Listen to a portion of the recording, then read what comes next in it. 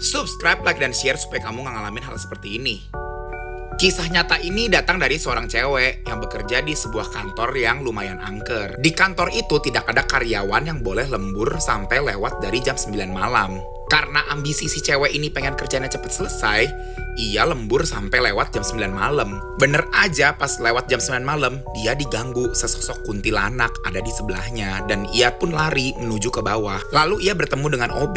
Dia meminta OB itu menemani dia. Keesokan harinya, ia mencari OB itu. Pikirnya dia mau ngasih duit karena kemarin udah nemenin. Tapi ternyata semua OB tuh udah pulang dari jam 5 sore. Berarti yang kemarin... Coba komen guys, itu siapa? Ini merupakan kisah nyata yang dialami oleh seorang cewek dan kedua temannya. Parah banget sih ini. Jadi, ada sebuah daerah di Jakarta Timur yang sangat menyeramkan. Jadi, malam-malam mereka bertiga baru pulang dari tempat clubbing. Mereka melihat ada satu warung dan mereka memutuskan untuk mampir. Cewek ini tunggu di mobil, dua teman cowoknya turun buat beli mie instan. Dari sudut pandang dua teman cowoknya, dia melihat di samping cewek itu ada pocong. Dari sudut pandang si cewek, dia melihat si cowok itu berdua lagi ngobrol sama pocong. Asli serem banget. Coba komen guys kalau ada yang pernah dengar cerita kayak begini.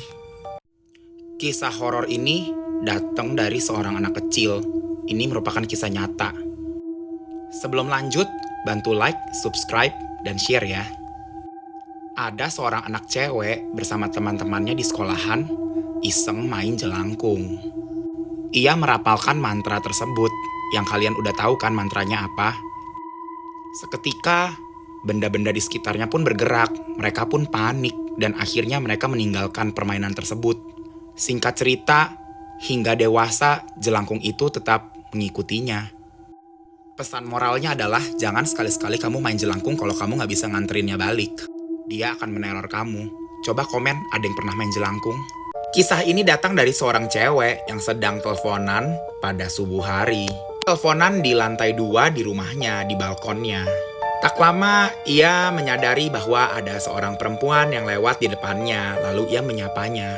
Perempuan itu pun ternyata diam saja di depan dia dan tersenyum. Dan ia pun tersadar bahwa ia di lantai 2. Coba guys komen, itu cewek beneran atau kuntil? Sebuah kisah datang dari seorang cowok yang tinggal sendirian di suatu rumah.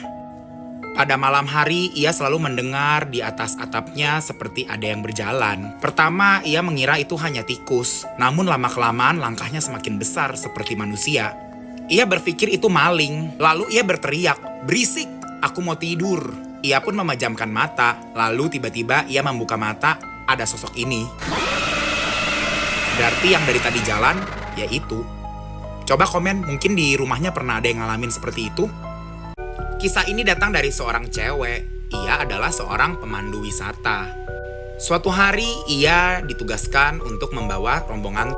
Setelah sampai di tempat tujuan, mereka pun nginap di suatu hotel. Si cewek ini kebagian kamar sendirian. Hotelnya terlihat bagus-bagus saja, tidak terlihat seram sama sekali justru. Namun ketika ia masuk ke dalam kamar, tiba-tiba ia ingin sekali membuka lemari hotel tersebut.